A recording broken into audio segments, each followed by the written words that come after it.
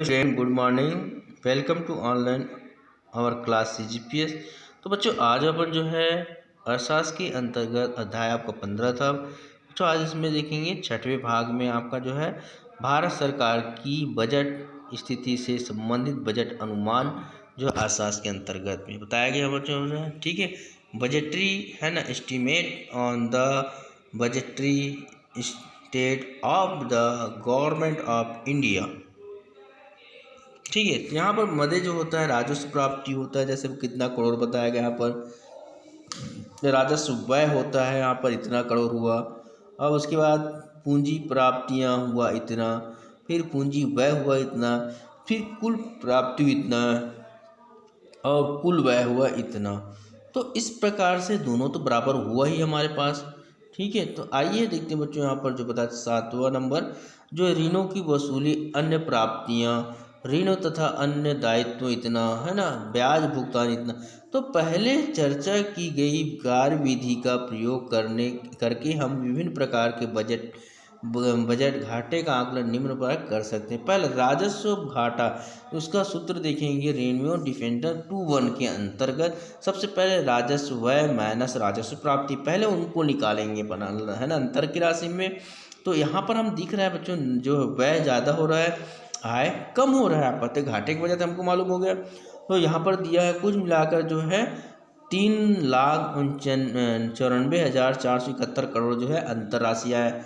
अब यहाँ पर राजकोषीय घाटा जो है, तो वहाँ पर जो है कुल व्यय कितना खर्च हुआ है, इसमें राजस्व प्राप्ति प्लस जो यहाँ पर लिखा था ऋण वसूली अन्य प्राप्तियाँ है ना, इसके बाद फिर माइनस फिर करके यहाँ पर जो बताया गया है उसमें जो आया 5,55,648 करोड़।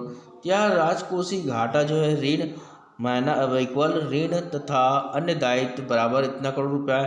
तो प्राथमिक घाटा जो बताया राजकोषीय घाटा माइनस ब्याज, इनको माइनस कर देंगे तो यहाँ पर 99,503 करोड़ रुपया, अर्थात राजस्व घाटा जो है प्राथमिक घाटा प्लस ब्याज का भुगतान इनको जो है दिया गया है कोष में। ठीक है बच्चों, इस प्रकार इसको ज्ञात किया जाता है। तो अगला है देखते हैं बच्चों, यहाँ पर जो है आपको जो है बताया गया था, ये कंप्लीट हो गया आपका पार्ट जो है थोड़ा सा था राजस्व बजट तथा पूंजी बजट में अंतर छठवें विभाग के अंतर्गत। तो राजस्व बजट जो होता है आपका पहला दिया है, राजस्व बजट में सरकार की राजस्व प्राप्ति तथा राजस्व व्यय सम्मिलित होते हैं, जबकि पूंजीपति जो है पूंजीगत बजट में सरकार की पूंजीगत प्राप्ति तथा व्यय शामिल होते हैं। दूसरा है यह बजट सरकार की परिसंपत्ति देय की स्थिति से संबंधित होती है। यह बजट सरकार की परिसंपत्ति देयता की स्थिति से संबंधित होती है। तो यहाँ पर पहले ध्यान देंगे बच्चों, राजस्व बजट में पहले हम क्या बोला है, राजस्व प्राप्ति राजस्व व्यय शामिल होते हैं इसमें सरकार की, से पूंजीगत बजट प्राप्ति में सरकार की पूंजीपति प्राप्त व्यय शामिल होती हैं। इसमें देखेंगे बच्चों यहाँ पर बताया यह बजट सरकार की परिसंपत्ति देयता की स्थिति से संबंधित नहीं होती। यह बजट सरकार की परिसंपत्ति देयता की स्थिति से संबंधित होती है। तीसरा बताया राजस्व बजट लोगों के कल्याण पर ध्यान केंद्रित करता है, जबकि यह बजट GDP है ना समृद्धि पर ध्यान केंद्रित करता है। तो इस प्रकार बच्चों तुम्हारा जो है आपका अर्थशास्त्र के अंतर्गत पूरा पार्ट यहाँ पर कंप्लीट हो गया बच्चों। अब हम आपको इसे रिवीजन कराएंगे। आपके लिए गुड डे बेटा।